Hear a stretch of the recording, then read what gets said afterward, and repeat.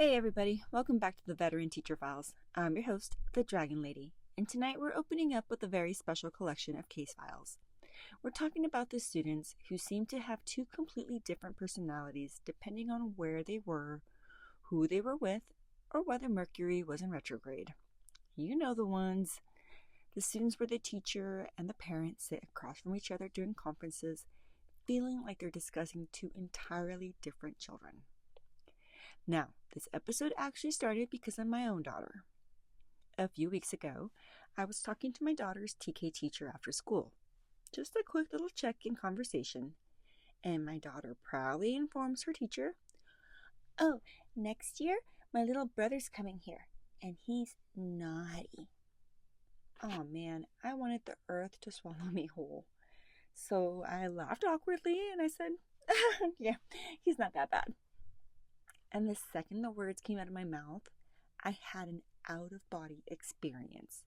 Because after all these years in education, I realized I had officially become one of the parents. Because every teacher has heard that sentence before. He's not that bad. And depending on the child, that sentence can mean he talks a little too much. Or he once climbed a bookshelf and declared himself king of the math centers. So that interaction got me thinking about what I call the Jekyll and Hyde students. The kids who were one person at school and another person somewhere else entirely. And immediately, two case files came to mind. Case file number 1, Ace. Now let me tell you about Ace. Ace was a dream student. Clean uniform every single day. Her shirt tucked in, hair perfectly slicked back into a neat braided ponytail, beautiful penmanship. Homework packet was always turned in on time. She was one of those kids already mastering her addition facts before half the class could remember where they had put their pencils. If elementary had Employee of the Month parking spots, Ace would have had one. And I adored her family. Her mom was actually my room mom for 3 consecutive years. Ace and I did kindergarten together, and then I moved up to first grade, so Ace looped with me into first grade. And then the year after that, I had Ace's younger brother, because then it was his turn to be in first grade. So I had this mom in this family for 3 years in a row. And her mom would consistently tell me that Ace was completely different at home. She would tell me, she would just look at her and be like, "Wow, I am shocked." And she would say this for years. She would say, this is just not how she is at home. She's so quiet, she's so polite. And the mom would describe to me tantrums and talking back, yelling, throwing objects. And internally, I remember thinking, there's absolutely no way we're talking about the same kid. Because at school, Ace barely made a peep. She sat at her desk like she paid for taxes. I genuinely thought that maybe Mom was exaggerating. Until one morning, Ace arrived to school late. And her mom was walking her up the ramp to my portable. And the windows were open. And from where I was standing, I couldn't fully see them yet, but I could definitely hear them. And suddenly, I hear this little voice just unloading on her mom. "It's all your fault. It's always your fault we're late. We're always late because of you. Why can't you do anything right?" I straight up froze because the child stumping up that ramp sounded nothing like the quiet, sweet little girl sitting in my front row practicing math facts. And then came the craziest part. The second Ace walked through my classroom door, boom, transformation. Quiet voice, polite smile, tiny folded hands. Like nothing had happened. It rattled me a little bit because it was the first time I realized some kids work very hard to hold it together at school. They keep in all their emotions.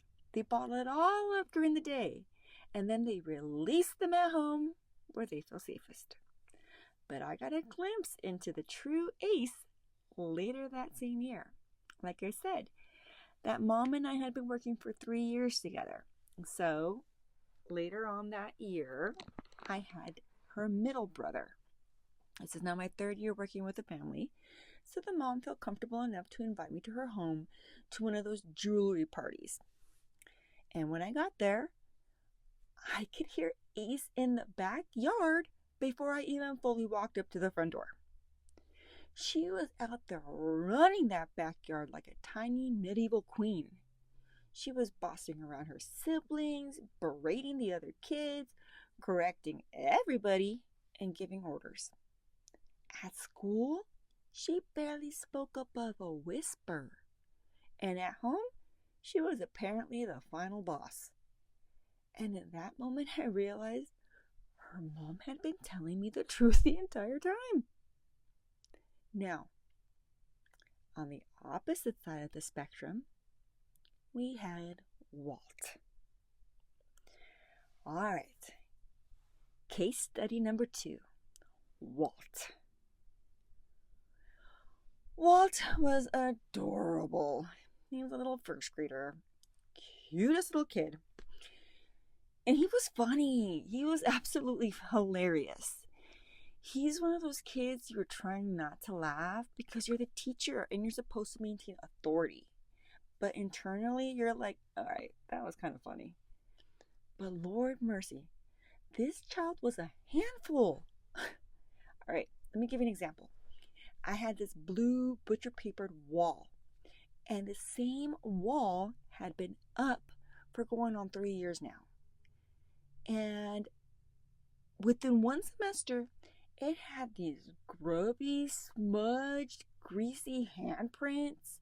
It had these punch holes for being poked with the pencil. It had these random little drawings of, I think, people with big button eyes. Just imagine a first grader kind of drawing the big head body thing with the big eyes and a couple sticks hanging out for bodies. He practiced writing his name, so I knew who did the tagging on the wall. There was one part that was ripped. I had been told by another student later that he had ripped it and put it in his mouth, like ate it. So, yeah. This child moved through my classroom like a raccoon trapped in a Target, high on cereal. During independent work time, he would randomly crawl under the tables until some poor kid would just scream, or somebody would accidentally kick him in the face or the stomach because they didn't know he was under there. So my assistant was basically put in charge to be eyes on him at all times, because that's what Walt required. He was funny. He wasn't hyper. He was just a lot. And it became apparent that this was definitely a parent I had to have a sit-down conference with. So when the first conferences roll around, I've been having conversations with mom. I've been trying to give this kid the benefit of the doubt. We're about 6 to 8 weeks into the school year now, so it's time to have the first kind of progress report type of check-in. And I start to carefully and delicately explain some of the behaviors to this mom. And she looked genuinely shocked. She'd never seen these behaviors at home. Who are you talking about? That can't possibly be my kid. Now, after my experience with Ace, I thought, okay, maybe this is just another Jekyll and Hyde situation. But as the year continued, I kept communicating concerns. The disruptions, the impulsiveness, the classroom chaos, and I gotta pause. Eventually, this mom started recommending parenting books to me. I was in my early 30s by this point. I'd been teaching I've been a credentialed teacher for about 7 years. And I remember one of the books she recommended was on raising boys. Another book was on classroom management. And another book, I can't remember the names to most of these. I actually still have the classroom management one because it was a good book. I might have the boy one, but the other one I was just like, what? It was on like handling energetic children and the proper strategies to get through to them. And yeah, just nothing humbles a veteran teacher faster than being assigned homework by a parent. And at one point, I finally checked in with Walt's kindergarten teacher to see if maybe I was losing my mind. And that teacher started laughing immediately. She was like, no, you're not crazy. Mom's in denial. She babies him. And that was the moment I realized something important. Not every Jekyll and Hyde student is the same. Sometimes the teacher is seeing behaviors the parent truly never sees. Sometimes the parent is seeing behaviors the teacher never sees. Sometimes kids save their hardest emotions for their safest spaces. And sometimes adults just struggle to accept difficult truths about children they love deeply. But over the years, I've learned something else too. Most of the time, nobody's lying. Teachers aren't exaggerating. Parents aren't making things up. Everybody's just experiencing a different version of the same child. And adults do this too. We all have different versions of ourselves depending on where we are, where we're posting, or who we're with. So, teachers, parents, former students, I want to hear from you. Have you ever known a true Jekyll and Hyde kid? Or maybe you were the Jekyll and Hyde kid. And parents, has your child ever exposed family business to a teacher at the absolutely worst possible moment? Because apparently my son has a reputation before he even starts TK. Thank you guys so much for listening to the Veteran Teacher Files. I'm your host, the Dragon Lady. Don't forget to subscribe, follow, share the show with some... Let me try that again. Don't forget to subscribe, follow, and share the show with someone who survived elementary school chaos. And I'll catch you next time on the next Veteran Teacher File.